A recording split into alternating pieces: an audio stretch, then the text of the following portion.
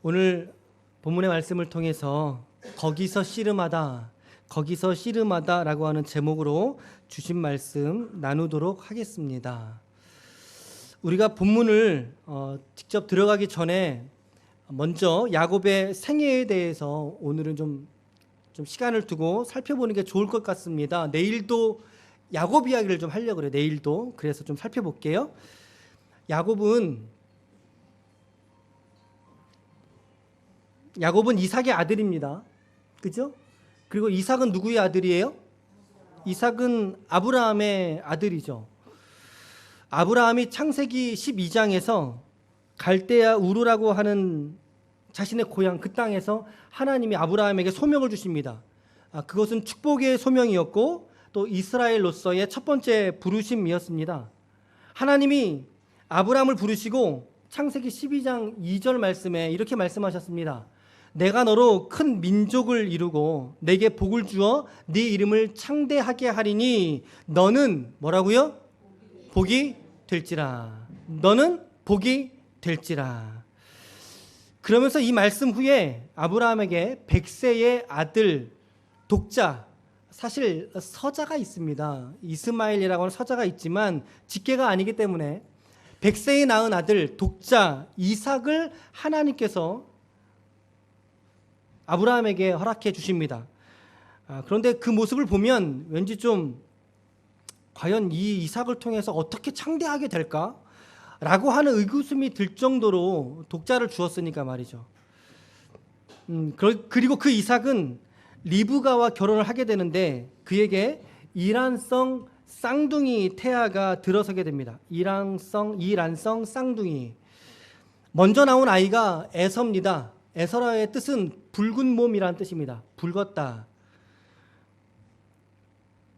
그리고 이제 두 번째로 에서의 발목을 잡고 나오는 인물이 있었습니다. 그게 바로 야곱입니다. 야곱.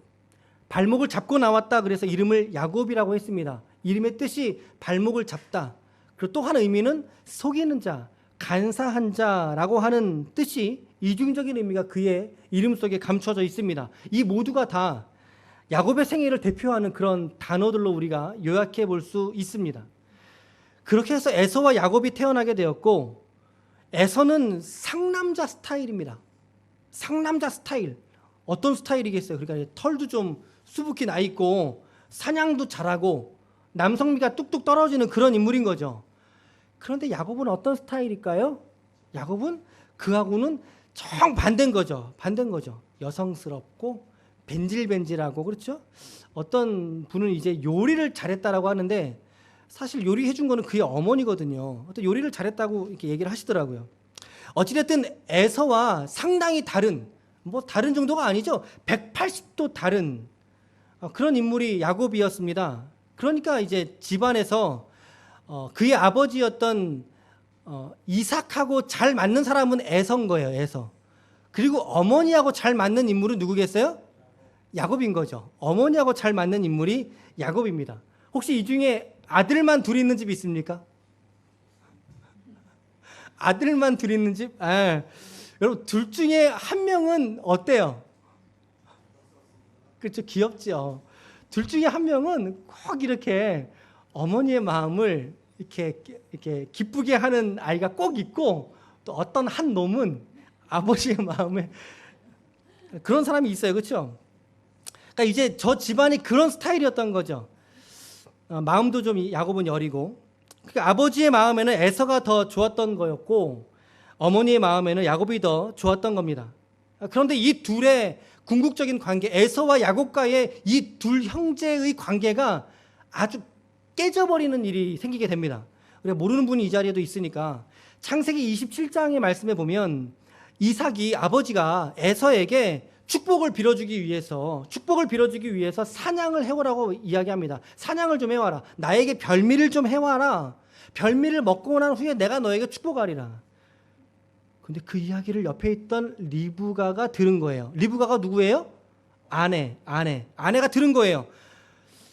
그러니까 이제 야곱의 어머니가 그 이야기를 듣고 가만히 있었으면 다행인데 가만히 있지 않았던 거죠. 야곱을 에서처럼 꾸밉니다. 야곱을 에서처럼 이렇게 좀 어, 털이 없으니까 야곱의 팔에다가 이제 염소 새끼의 털을 또 이렇게 해서 붙이고 에서의 옷을 입히고 에서의 향수를 뿌리고 그렇죠.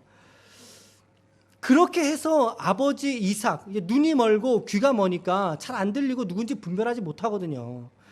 그 아버지 이삭을 속이고 아버지 이삭에게 장자권의 축복을 먼저 받아내 버립니다. 사실 이 축복의 이 장자권의 축복을 한 번 주면 끝이거든요, 이게. 근데 그거를 지금 야곱이 이제 탈취하게 되는 거예요, 탈취. 이게 참 재밌어요, 이런 장면을 읽다 보면. 야곱이 자신의 축복권을 탈취해 가자 에서의 마음에서는 이 야곱을 바라보는 시선이 어떨까요? 좋았을까요? 아니면 어땠을까요? 아주 싫었겠죠. 아주 죽여버리게 싫었던 거예요.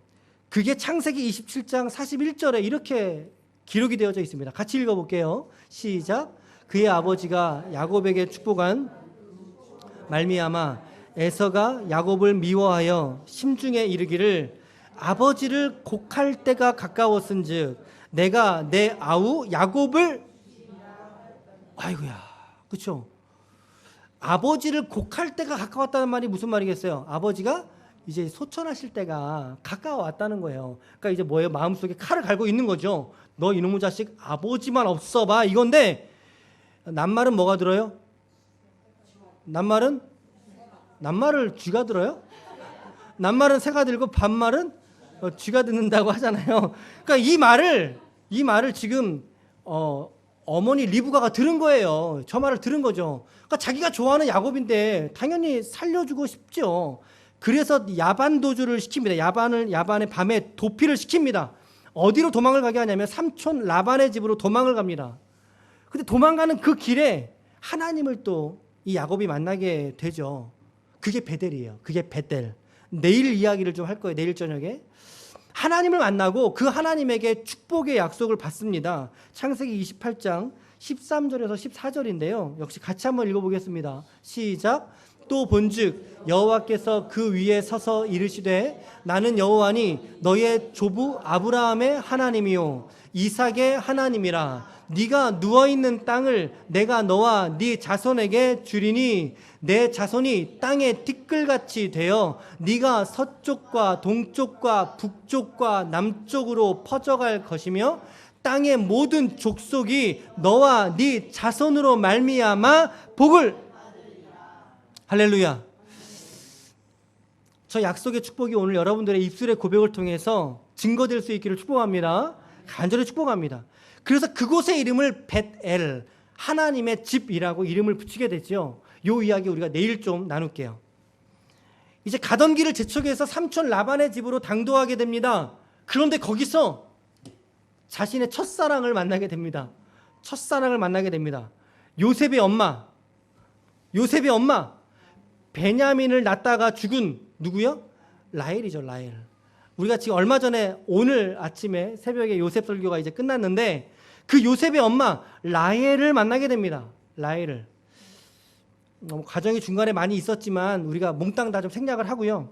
열심히 20년 동안 종처럼 일을 하게 됩니다. 삼촌 라반의 밑에서. 그랬더니 야곱이 하나님에게 은혜를 입어서 거부가 됩니다. 부자가 됩니다. 삼촌하고 같이 일했는데 삼촌보다 더 부자가 돼버렸습니다. 어느덧 눈 떠보니까 부자가 돼 있는 거예요. 삼촌 라반하고 관계가 좋을까요? 좋지 않을까요? 안 좋죠. 당연히 안 좋죠. 그래서 역시 삼촌 라반에게서도 야반도주 하다시피 자신의 전 재산과 4명의 아내와 모든 소유를 이끌고 라반에게서 도망쳐 옵니다. 근데 도망치는 발걸음에 야곱이 붙잡히게 되죠. 붙잡고 나서 이제 서로가 불가침 평화 조약을 맺고 아름답게 헤어지게 되죠. 그리고는 이제 그의 형인 에서가 살고 있는 자기 고향으로 지금 가고 있는 길목입니다. 지금 오늘 본문의 내용이 그러니까 이렇게 자기 고향으로 돌아가고 있는 야곱의 마음은 무엇이었을까요, 여러분? 두려움일까요? 아니면 설레임일까요? 어떤 게 더 클까요? 두려웠을까요? 설레었을까요? 다시 한번. 두려웠을까요? 설레었을까요? 지금 자기 고향에 누가 있는데? 형 에서가 있는데 에서가 자기에게 한 마지막 말이 뭐지요? 그렇죠. 이런 죽여버리겠다 이러면 안 되고요. 여러분 정확하게 발음을 하셔야 돼요. 어떻게 해요? 죽여버리겠다 이렇게 하는 거죠. 지금 그 형이 여적지 눈 뜨고 살아 있어요. 자기 고향에. 그러니까 그 고향으로 가고 있는 야곱의 마음이 어떻겠느냐고요. 막 설레이진 않았을 거라는 거죠. 뭔가 두려움이 잔뜩 자기 안에 서려 있어요. 자기 안에. 야곱의 감정은 온통 두려움입니다. 두려움, 염려, 근심 그런 거죠. 아무리 그에게 재물이 많았다 손 치더라도 말입니다. 32장 10절 말씀에 보면 32장 10절 사실 저 말씀은 제가 개척을 꿈꾸었던 시절에 하나님께서 제게 약속하신 말씀이에요. 여러분 제게 약속하신 말씀 제게 약속하신 말씀이니까 우리 기쁨의 교회에 주신 말씀이기도 한 줄로 믿습니다. 그 마음으로 같이 한번 좀 읽어볼게요. 저한테 조금 남다른 의미가 있는 그런 말씀인데 같이 한번 읽어봐요. 시작. 나는 주께서 주의 종에게 베푸신 모든 은총과 모든 진실하심을 조금도 감당할 수 없사오나 내가 내 지팡이만 가지고 이 요단을 건넜더니 지금은 2때나 이루었나이다 라고 말합니다. 이렇게 말하라고 시켜요. 자기보다 앞세워서 약 3그룹, 4그룹, 5그룹을 먼저 보냅니다. 보내는 그 사람들에게 너희들이 형 에서를 만나면 이 이야기를 좀 해라. 여기서 말하고 있는 주께서 저 주는 주님이 아니에요. 주님이 아니에요. 에서를 말하는 거예요. 에서를 표현하는 거예요. 자기를 종이라고 바짝 낮추잖아요. 낮춥니다. 에서를 만나기가 두려우니까 이러한 멘트를 치는 거예요. 지금 에서한테. 근데 또 어떻게 보면 사실이기도 한 거죠. 2때나 이룬 건 사실이거든요. 2때. 실제로 2때를 나누어서 지금 보내고 있어요. 지금 보내고 있는 상황인데 이러한 재산의 부유함도 돈이 아무리 많아도 그 마음의 근심과 염려와 두려움을 없애지는 못하더라는 거죠. 여러분들 인생 속에 돈이 많습니까? 돈이 헤아릴 수 없을 정도로 많습니까? 그 돈이 여러분들의 마음의 평안을 가져다 주지 못합니다. 우리 착각하면 안 됩니다. 돈이 내 염려를 해결해 줄 거야. 내 모든 문제를 해결해 줄 거야. 물론 편리하죠. 유용하지요. 하지만 근본적인 우리 마음의 염려를 없애주지는 못한다라는 거죠. 야곱이 지금 그거 보여주고 있는 거예요. 이렇게 많은 재물이 있음에도 불구하고 그 형 에서 때문에 저 돈이, 저 많은 재물이 아무런 의미 없이 돼버리지 않습니까? 자기의 마음속에 지금 자기의 재산을 분할해서 앞세워서 지금 막 이동하고 있는 거, 머리를 지금 쓰는 거죠. 지금 야곱이 별명이 사기꾼이거든요. 사기꾼. 사기꾼이 머리가 좋아요, 나빠요? 그렇죠? 사기를 치려면 머리가 좋아야 됩니다. 야곱이 머리가 좋았던 인물인 거죠. 이제 그런 염려 때문에 밤새 고민을 한 거예요. 이 야곱이. 그러다가 날이 밝았네요. 21절에 보니까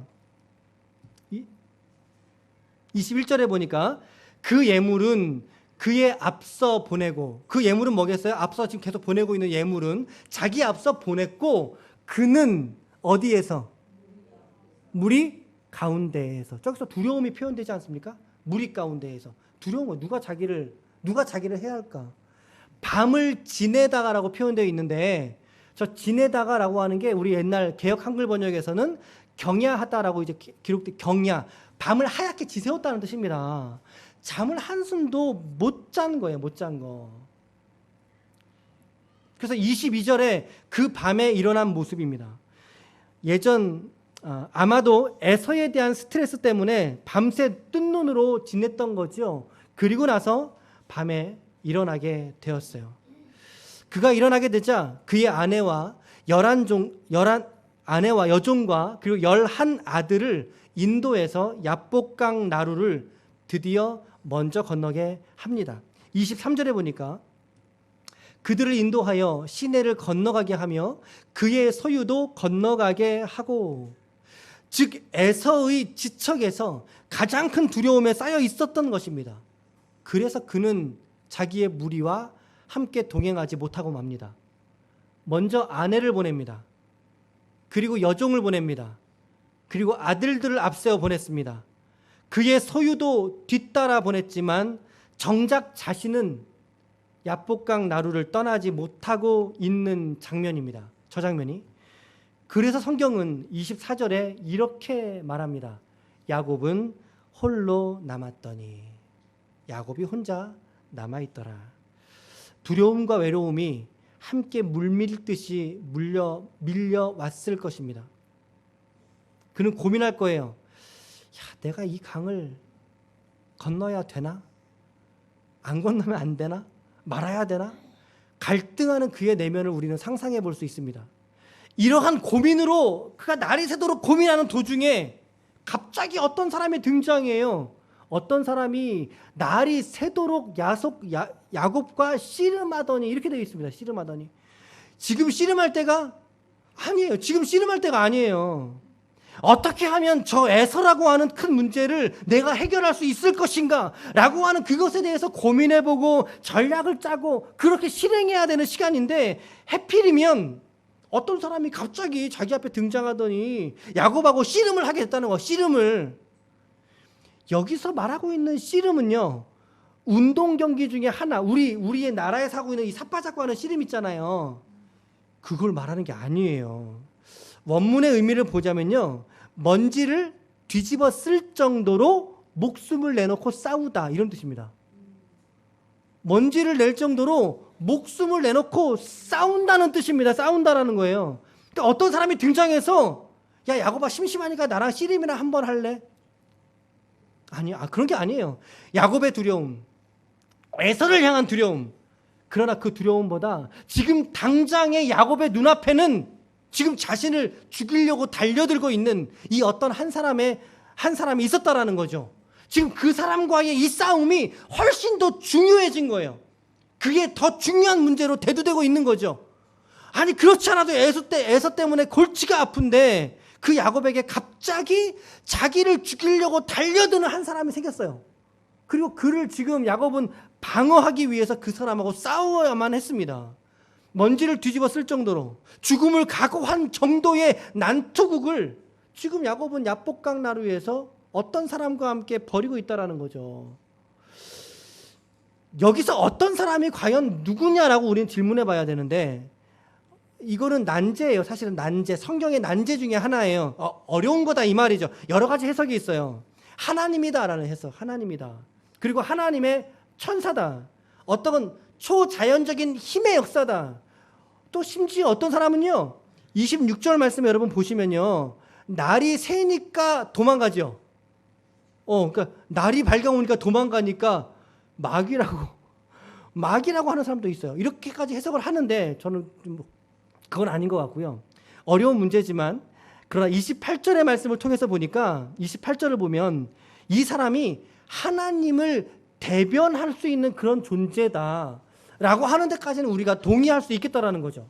하나님이 직접 하나님의 본체가 육신을 입고 내려와서 야곱하고 이렇게 씨름을 겨루었다? 이거 좀 왠지 좀 소설 같지 않습니까? 좀 소설 같아요. 좀 그런 표현보다는 28절 보세요. 같이 읽을게요. 시작. 그가 이르되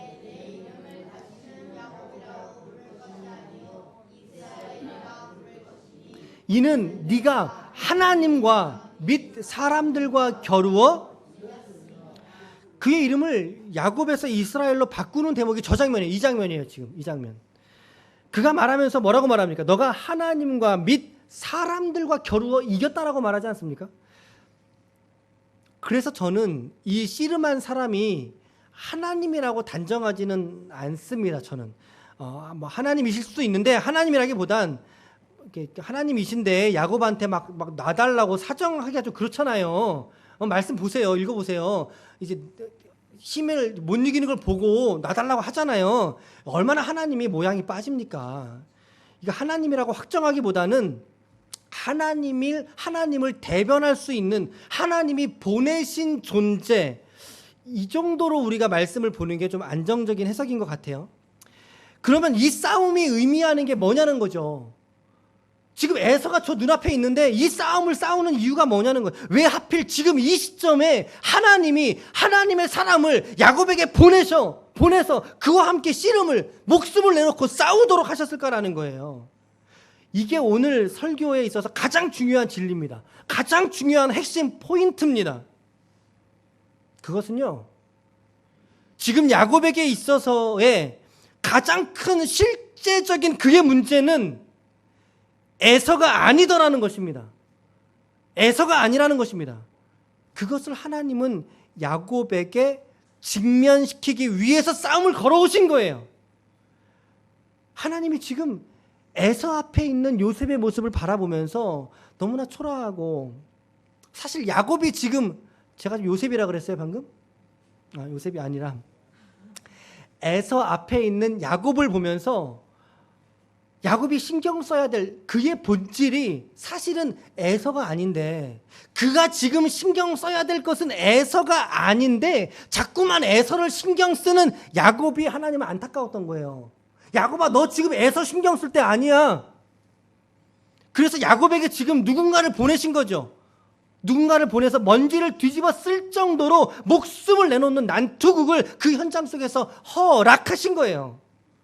그 싸움의 도중에 그 사람이 야곱을 이기지 못하는 것을 알았어요. 그 사람을 이기려고 하는 그 열심, 야곱의 열심이라고 하는 게 얼마나 대단한가 라고 하는 것도 좀 느끼는 그런 대목이었거든요. 25절인데요. 시작. 자기가 야곱을 이기지 못함을 보고 그가 야곱의 허벅지 관절을 치매 야곱의 허벅지 관절이 그 사람과 씨름할 때에 어긋났더라. 자기가 야곱을 이기지 못하는 것을 봤다고 기록되어 있어요. 그러니까 하나님은 아닌 것 같아요. 저는 아무리 봐도 하나님은 아니에요. 야곱을 이기지 못하잖아요. 창조주가 피조물을 못 이겨요? 이거는 상당한 넌센스죠. 물론 우리가 그 스바냐 같은 성경에 보면 하나님께서 이런 말씀이 있어요. 여러분들을 하나님이 기뻐하신대요. 근데 그 기쁨을 하나님이 이기지 못하신다라고 하는 표현은 있어요. 그러니까. 근데 그거는 어떤 내적인 감동이나 어떤 사랑의 애정에 있어서의 그런 의미고, 지금 이 본문에서는 어떤 내용입니까? 체력적인 거, 체력적으로 이기지 못하는 거죠. 그래서 치사하게 말이죠. 자기가 이기지 못하니까 어떻게 해요? 어떻게 해요? 허벅지 관절을 냅다 치는 거죠. 한글 옛날 성경에는요, 야곱의 환도뼈를 치매 이렇게 번역했어요. 자, 환도뼈가 어딘지 정확하게 아시는 분. 환도뼈가 어디예요? 골반? 골반 밑에 뼈?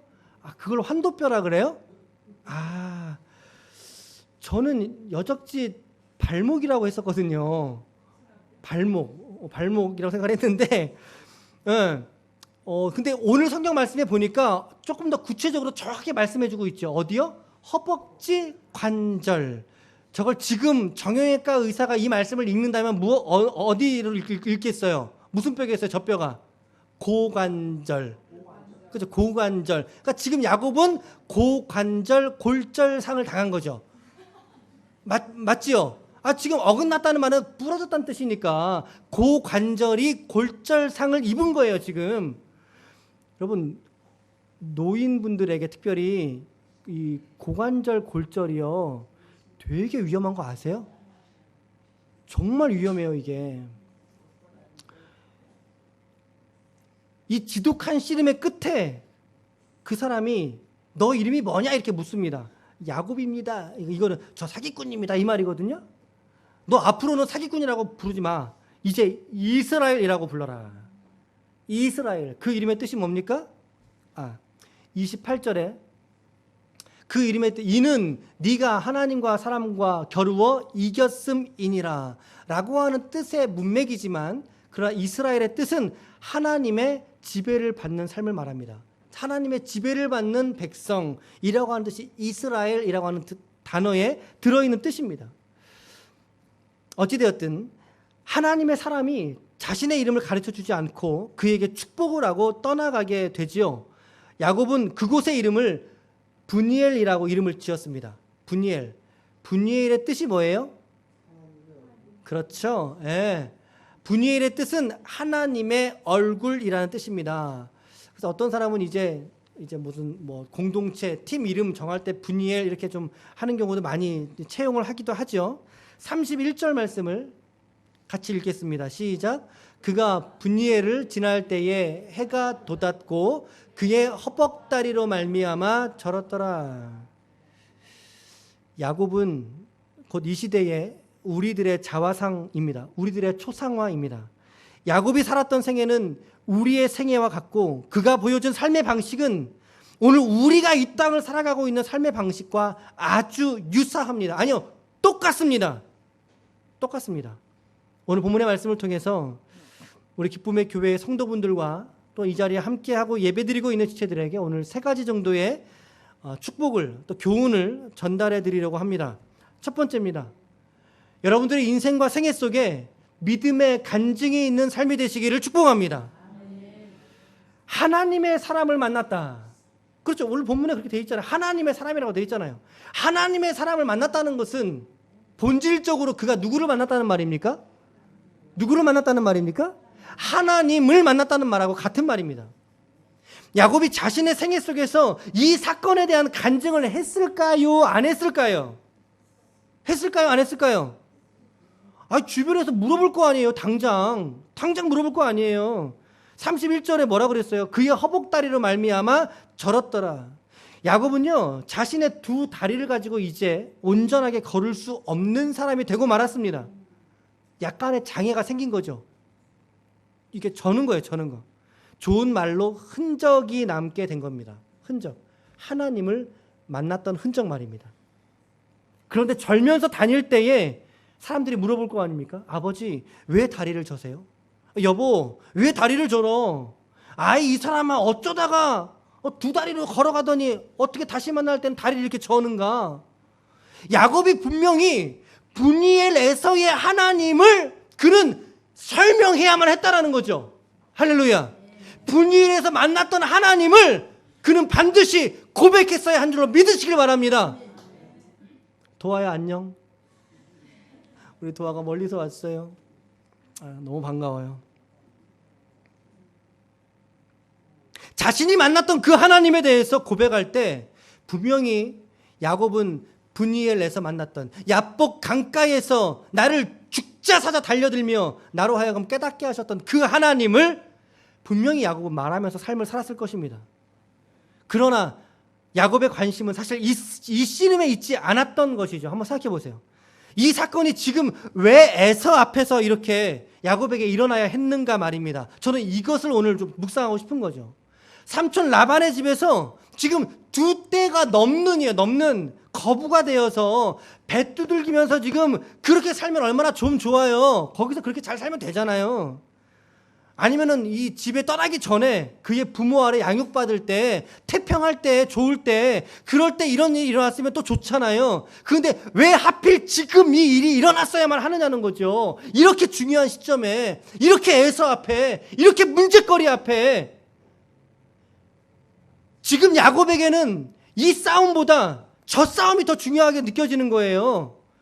이 싸움보다 에서와의 싸움이 지금 야곱의 입장에서 더 중요하다고요. 더 중요하다고요. 나 에서의 일 빨리 끝내야 되는데, 그런데 야곱에게 하나님이 말합니다.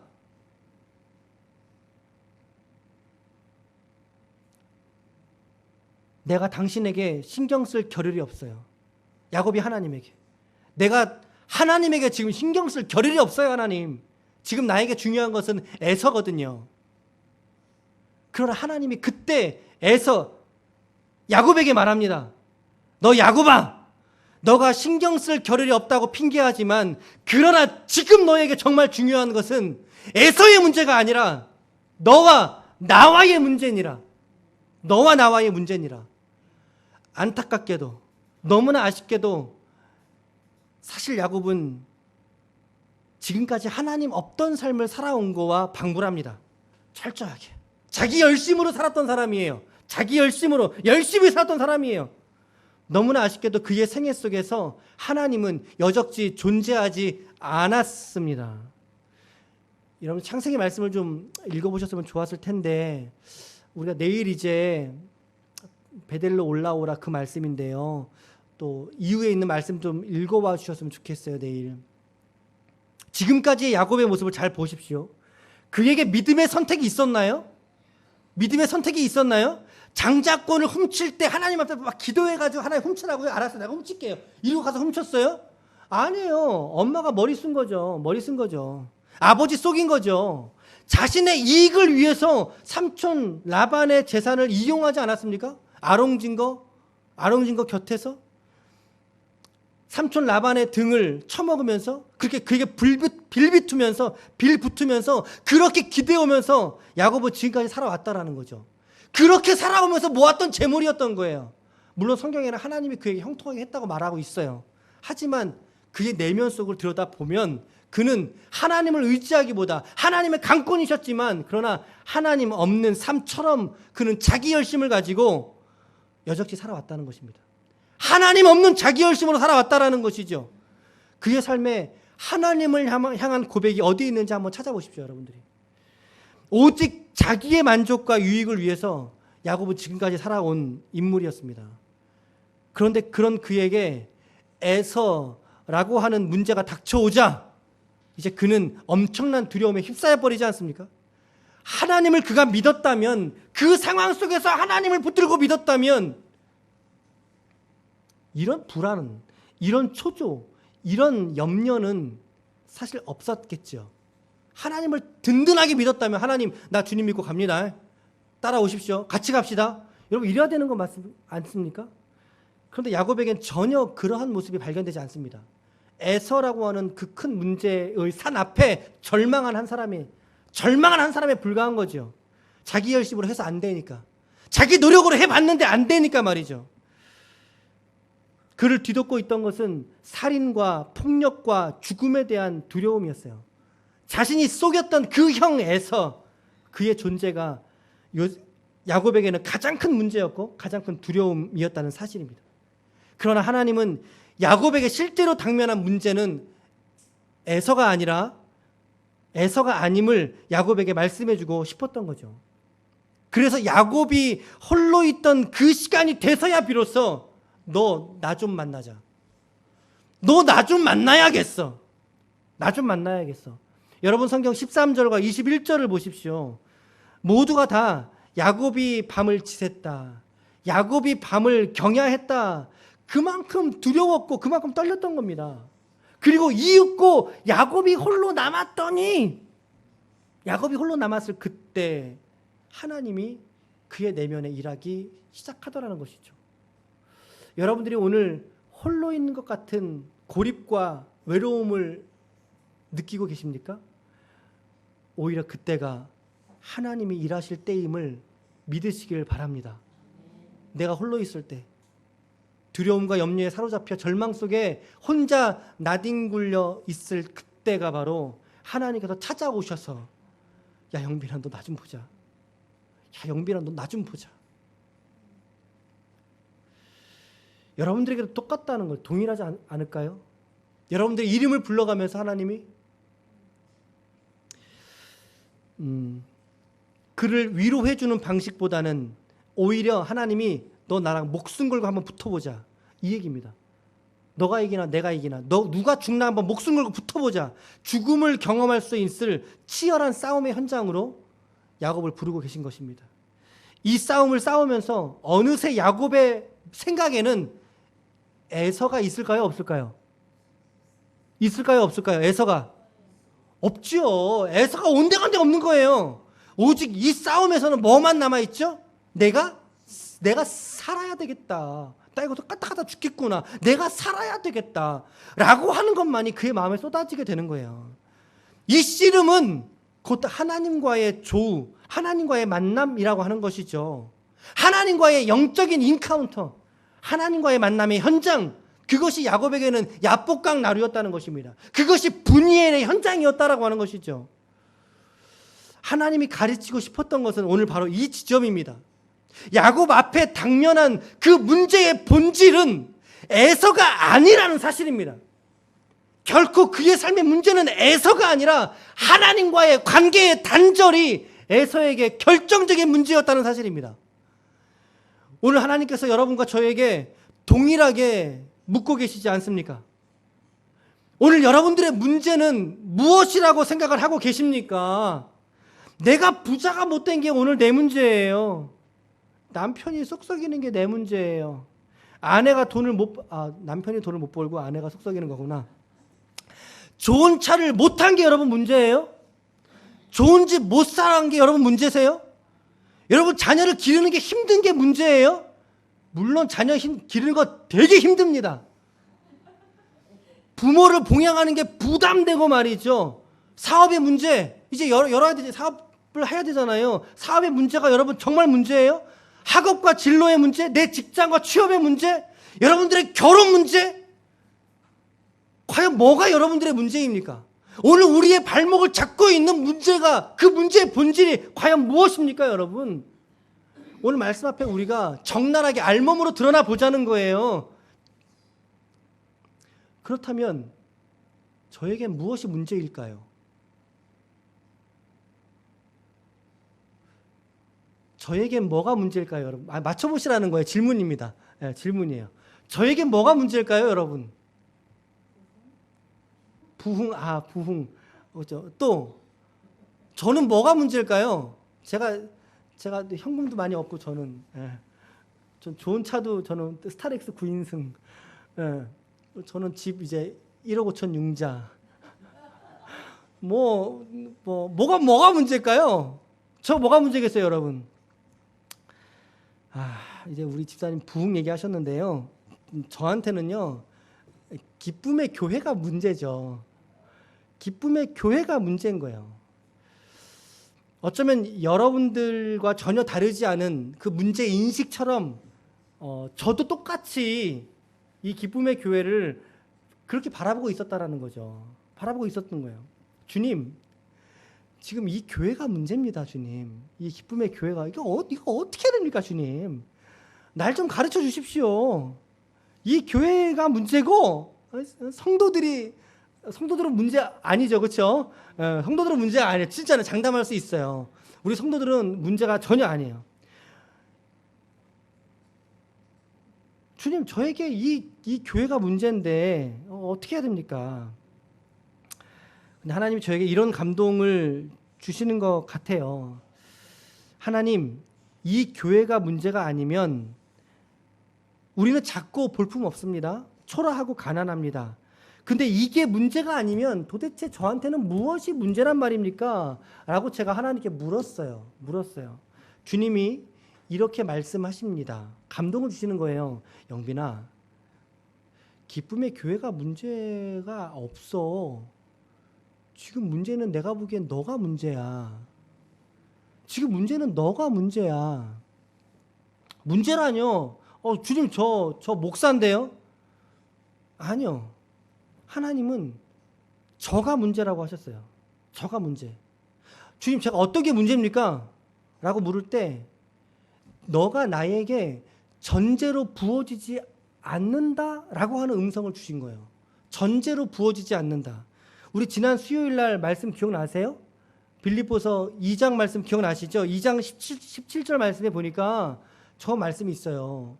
만일 너희 믿음의 재물과 섬김 위에 내가 나를 전제로 드릴지라도 나는 기뻐하고 너희 무리와 함께 기뻐하리라. 바울이 자기 자신을 빌립보 교회의 성도들에게 드리는 그 재물과 섬김 위에다가 자신을 전제, 즉 재물로서 바치겠다는 거예요. 자기의 전 존재를 투신하겠다는 거죠. 그래서 성도들을 향해서 함께 기뻐하자라고 말하고 있는데, 그런데 하나님은 마치 저에게 너가 지금 전제로 부어지고 있니? 라고 물으실 때 제가 용기가 없더라는 거죠. 왠지 그저 걱정하는 게 더 많았던 것 같아요. 걱정하는 게. 이 교회를 이걸 어떻게 이끌어가야 되나? 어떻게 이끌어야 되나? 조직을 세우고 전도는 어떻게 해야 되나? 하나님이 저를 전제로 부음받은 것처럼 저를 받으시고 저를 기다리고 계시고, 그리고 저와의 이 어떤 만남을 하나님 이 교회라고 하는 이 공간과 시간 속에서 하나님은 원하시는데, 근데 저는 그저 이 교회 개척의 일들을 이 일들이 저에게 에서처럼 다가왔다는 거죠. 에서처럼 다가오더라는 거죠. 이 교회의 이 일들이 저에게는 이 교회의 운영이 에서였다는 것을 주님이 직면하게 하셨습니다. 직면하게 하십니다. 여러분들에게도 동일하게 저는 묻고 싶습니다. 여러분들의 에서는 뭡니까? 여러분들의 시선을 하나님에게로 돌이키지 못하게 만드는 그따위의 것들은 과연 무엇입니까? 무엇이 우리로 하여금 하나님 아닌 다른 시선과 다른 관점과 욕구와 그 속에서 만족하지 못한 채로 허우적거리면서 이 땅을 살아가게 만드냐는 것이죠. 돈도 중요합니다. 우리의 자녀와 직장과 결혼이든 사업이든 다 중요합니다. 우리의 애서들이죠. 보편적인 애서들이죠. 중요합니다. 그러나 우리가 그리스도인이라고 이름 불려진 이상 그것은 우리에게 궁극적인 본질의 문제는 아니라는 것입니다. 동의하십니까? 정말 동의하십니까? 우리에게 그것은 본질의 문제가 아니었습니다. 그게 본질이었다면 하나님은 지금 야곱의 인생 가운데 이 분이엘의 사건을 이 위치에다가 두실 필요가 없어요. 왜냐하면 에서 문제 해결해 주면 되잖아요. 그냥 가서 소원 나한테 말해봐. 소원만 들어주면 되잖아요. 근데 그게 아니더라는 거죠. 우리 인생에서의 가장 중요한 것은 바로 하나님과의 인격적인 만남이요. 그 만남의 현장인 줄로 믿으시길 바랍니다.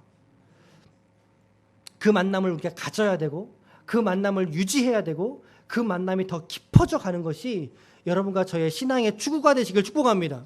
우리 가운데 어떤 문제가 있다 하더라도 오늘 나에게 중요한 내 문제의 핵심은 언제나 그것이 아닐 거야 라는 거죠. 이것이 내 문제가 아닐 거야. 하나님과 나와의 관계의 문제다라는 거예요.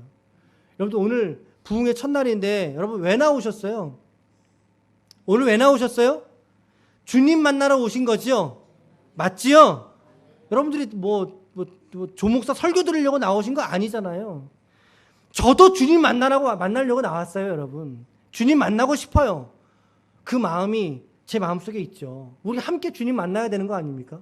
저나 여러분이나 한 마음과 한 뜻이 되어서 오늘 하나님과 조우할 수 있는, 하나님을 만날 수 있는 깊은 인격적인 만남이 다시 한번 회복될 수 있는 오늘 여러분들의 예배가 되시길 축복합니다. 그러한 간증들이 여러분들의 삶 속에 넘치시길 축복합니다. 여러분들의 소원은 무엇입니까? 더욱 하나님을 알아가는 삶에 있기를 바랍니다. 날마다 하나님을 어제보다 더 깊이 만나는 것이 여러분들 생애의 목적이 되시기를 축복합니다. 돈을 구함보다 하나님을 구함에 있어서 더 절실할 것이며 직장을 구함보다 하나님의 은혜를 구함에 있어서 더욱 간절한 이 밤의 간구가 되시기를 축원합니다. 두 번째로는요. 시작. 평생에 하나님의 도우심을 붙들고 살아갈 수 있기를 축복합니다.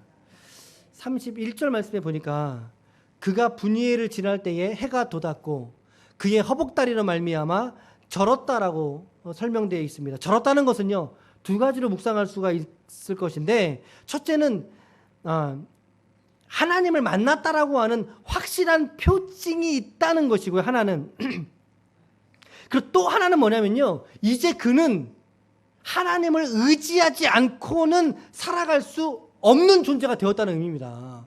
하나님을 만난 자의 특징입니다. 저것이 여러분. 하나님을 만난 자의 특징이에요. 하나님 없이는 이제는 살아갈 수가 없는 존재가 돼버리는 거죠. 오늘 여러분들이 그 마음과 중심으로 오늘 주님 앞에 서 계십니까? 결코 고관절 골절되면 두 번 다시 온전하게 걸어갈 수가 없다는 것이죠. 당시에 의료 시설이 있었겠어요? 수술도 했겠어요? 수술 못했죠. 그러니까 당연히 그는 이 절고 있는 허벅다리 때문에 평생 뚜벅뚜벅 걸었을 거예요. 확실합니다. 분명합니다. 이 말은 그는 평생 자신의 힘으로는 살 수 있는 존재가 아니라는 사실입니다. 여적지 자기 힘으로 살았습니다. 그러나 하나님 만나고 나서는 주님 내가 이제 주님이 아니고선 살아갈 수가 없습니다. 라고 하는 겸손으로 자기의 존재가 바뀌더라는 것이죠. 대표적으로 그의 이름이 바뀌지 않았습니까? 야곱에서 이스라엘, 사기꾼에서 하나님이 다스리시는 자라고 하는 뜻. 지금까지 여러분들의 삶의 걸음걸음마다 우리가 너무나 내 힘만 의지하며 살아오고 있지는 않았는지 한번 우리가 여러분들의 생애를 돌이켜보시기를 축복합니다. 여러분, 우리 이렇게는 더 이상 살지 맙시다. 우리 이제는 여적지 우리가 내 힘으로 지금까지 살아왔으면 됐잖아요.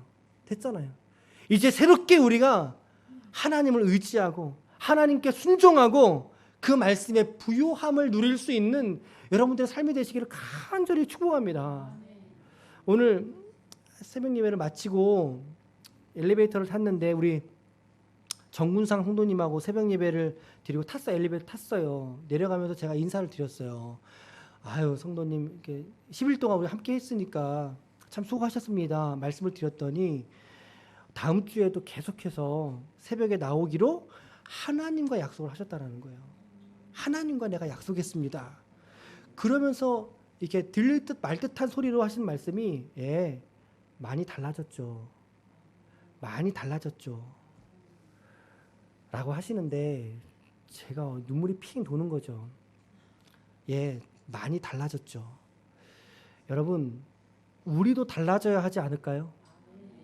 달라지고 싶지 않으세요? 내 힘으로 살았던 여러분들의 인생의 그 주권 이제 내려놓고 그 욕심 좀 이제 내려놓고 이제 우리가 더 주님 붙들고 의지하고 신뢰하면서 우리가 남은 우리의 삶을 살아가야 하지 않겠느냐는 거죠. 이제 야곱은 한 다리가 저는 인생이 되었지만 더 큰 것을 깨닫고 그는 살아갑니다. 하나님이 나와 함께 하신다. 하나님을 의지하고 신뢰하면서 살아가기를 그는 매 순간마다 그의 이 쩔뚝쩔뚝거리는 그 다리를 보면서 그는 하루하루를 다짐합니다. 내가 하나님 만났었지. 아니, 하나님 나와 함께하고 계시지. 여러분들의 모든 여러분들의 생애의 역사를 하나님께 내어 맡길 수 있는 믿음 되시길 바랍니다. 생활이나 일에서나 사업에서나 그 주권을 하나님께 온전히 맡겨드릴 수 있는 존귀한 인생 되시기를 축복합니다. 마지막 세 번째로 시작. 용서를 통해 가족과 이웃과의 관계 회복을 누리는 복된 삶이 되시기를 축복합니다. 이제 창세기 33장으로 넘어가게 되면 에서와의 화해하는 장면이 나와요. 화해하는 장면이. 분이엘에서 하나님을 경험했던 야곱이 누렸던 첫 번째 그의 축복은 바로 에서와의 관계 회복입니다. 관계의 회복. 분이엘에서 하나님을 만났던 것이 그에게 첫 번째 복이었다면 그 복을 경험한 이후로의 첫 번째 복은 바로 그의 형 에서로부터의 진심 어린 화해와 눈물의 입맞춤을 경험하게 되더라는 것이죠. 이것을 사람이 할 수 있었을까요, 여러분? 그냥 시간이 지나면 용서가 되는 거예요? 에서가 지금 20년의 시간이 지나면서 자연스럽게 또 요셉이 자꾸 나오네. 요셉이 과거에 자기에게 했던 그 일들이 자연스럽게 잊혀졌을까요, 여러분? 오늘로써 우리가 특별 새벽기도회가 끝났거든요.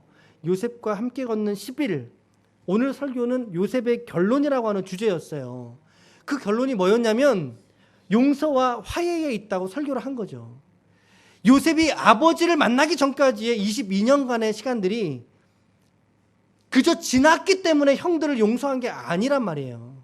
하나님의 은혜 아래 그 삶을 경험했을 때 비로소 형제들을 용서할 수 있는 길이 열리더라는 거죠. 여러분, 사람은 결코 시간이 지나간다고 모든 것이 다 용서되지는 않습니다. 잊혀는 지겠죠. 까먹어지니까. 그렇죠? 까먹어지니까. 근데 비슷한 상황을 경험하면 어떻게 돼요? 내가 이미 끝난 줄 알았는데 비슷한 상황에 또 들어가면 어떻게 돼요? 울컥거리죠. 저것을 그냥 확 이렇게 된단 말이에요. 용서되지 않은 상처는 반드시 반복되게 되어 있습니다. 용서되지 않은 상처는. 제가 언젠가도 이제 신도본교회 사역 오래 했었으니까 그때 예수님의 사람이라고 하는 제자 양육을 했을 때가 있어요. 근데 그 중에 이런 질문이 나오거든요. 오늘 당신이 용서해야 될 사람은 누굽니까? 적어보세요. 이렇게 이제 꼭지를 따는 질문이 나와요. 근데 이제 나눔을 쭉 하다가요. 좀 그렇게 이야기를 나누다 보면 들어보니까 한 놈만 잘하면 되더라고요. 진짜 더도 덜도 말고 다 한 놈만 잘하면 되더라고요. 용서해야 할 사람이 너무나 가까워요. 너무나 가까워요. 누군지 아시겠죠? 누구겠어요? 남편 분이신 거예요. 남편들. 왜 그렇게 괴롭히는지, 교회 나가지 못하게 핍박하고 말이죠. 게다가 돈도 안 벌어와. 소리만 크게 쳐. 자기가 제일 잘났대요. 그러니까 이제 용서해야 될 1순위가 아이러니하게도 남편이더라는 거죠. 여러분, 놀랍지 않습니까? 미스테리하지 않습니까? 그토록 사랑했던 그가, 그토록 사랑했던 그의 이름이 이제는 내 마음속에 용서해야 될 이름으로 그 리스트 1순위로 올라와 있다는 것.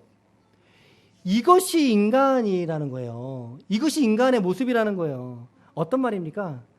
참된 사랑으로서의 관계와 약속을 지키지 못하는 게 바로 인간들이라는 거죠, 여러분. 그래서 관계들이 많이 깨져 있습니다. 여러분들 가정 속에 관계가 깨져 있지 않습니까? 남편과 아내들이 서로 같이 잠도 안 자요, 잘 침대에서. 서로 이제 막 뒷담화해요. 교회에서도 하고 집에 또 안 들어가요. 또 왜 안 들어갔더니 못 들어간대요. 마음이 썩어가죠. 아파하고 있고 고립돼 있고 관계가 화해가 되지 못하는 거예요. 여러분들의 가정만 그러진 않죠. 교회 안에서의 문제도 마찬가지고 직장도 마찬가지라고 생각합니다. 가족과 교회뿐만이 아니라 여러분들이 살아가는 삶의 모든 자리에서 이토록 관계의 갈등은 꼭 있다라는 거죠. 그런데 주님께서 우리에게 이런 말씀으로 오늘 또 도전해 주십니다. 시작. 이것이 없이는 아무도 주를 보지 못하리라. 뭐라고 되어 있어요? 누구와? 모든 사람이에요. 가족만을 용서하고 가족과만 화목한 게 아니라 하나님께서 우리에게, 여러분들에게 만나도록 베푸신 모든 사람과 더불어 화평을 이루어야 할 책임을 우리에게 주셨다라는 거죠. 그런데 이게 내 힘으로 안 된다 이 말이에요. 그렇죠? 아무리 노력해도 잘 안 돼요. 잠깐 된 것 같은데 어느새 또 치밀어 올라와요. 이스라엘로 이름이 바뀔 때 비로소 가능한 겁니다. 이게 내 존재가 그대로 남아있어서는 참된 용서를 할 수 없어요. 하나님을 깊이 만날 때, 나의 존재와 내 이름이 바뀔 때, 그 깊은 만남 속에서 우리가 우리의 형제와 자매를 용서할 수 있는 힘과 능력을 하나님께서 우리에게 부으시는 줄로 믿으시길 바랍니다.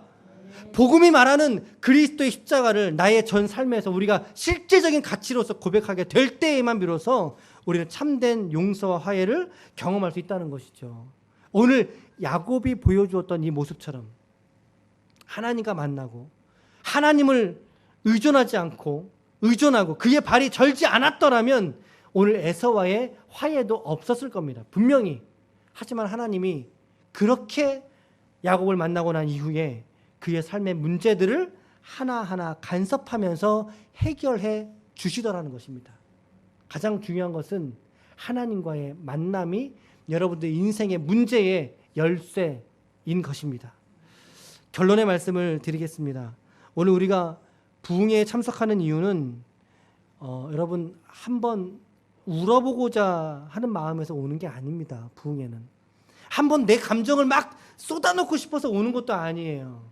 이 곳이 불바다가 되기 위해서 오는 것도 아니에요. 그저 우리가 부흥회라고 하는 이 특별한 밥상 앞에 여러분과 제가 함께 둘러앉는 거예요. 둘러앉아서 우리의 신앙을 점검하고 다시 한번 수정하고 더 나아가 각성하기 위해서 여러분들이 이 부흥회로 하나님께서 부르신 거죠. 오늘 어떤 말씀이 여러분들에게 조금 더 인상 지워졌는지는 모르겠습니다. 하지만 하나님은 여러분들 안에 오늘도 차근차근 일하고 계실 줄로 믿습니다. 여러분들 속에 능히 일하시는 분이 하나님이신 줄로 믿습니다. 스가랴 4장 6절 말씀은 이렇게 기록되어 있습니다. 만군의 여호와께서 말씀하시되 이는 힘으로 되지 아니하고 능으로 되지 아니하며 시작. 뭐가요? 뭐가 나의 신으로 된다는 거예요? 여러분들의 마음이, 우리의 마음 바꾸는 것이, 내가 되지 않는다는 거죠. 하나님께 맡길 수 있기를 축복합니다. 여러분들의 마음 밭이 변화되는 거, 그거 목사가 할 수 없고 찬양인도 아무리 노련한 사람이 와서 여러분들 울고 웃겨도 할 수 없어요. 그거 할 수 없어요.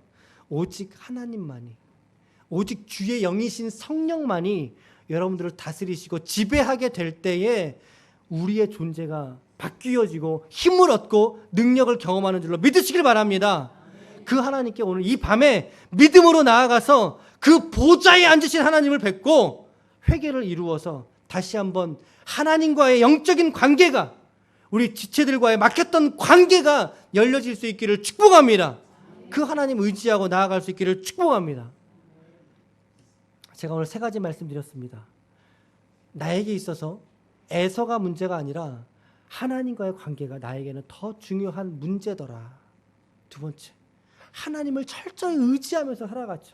예수의 흔적, 하나님을 만나는 흔적, 쩔뚝거리는 삶이라 할지라도 하나님 의지하며 살아가자.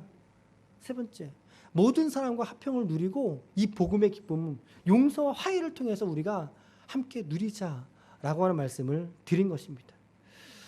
아무쪼록 오늘 이 자리에 오신 모든 성도들과 하나님의 권속들 한 분 한 분들이 오늘 야곱이 우리에게 보여주었던 이 모습에서 진리를 깨닫고 하나님 앞에 바짝 엎드릴 수 있는 이 아름다운 밤이 되시기를 예수님의 이름으로 간절히 축원합니다. 간절히 축원합니다.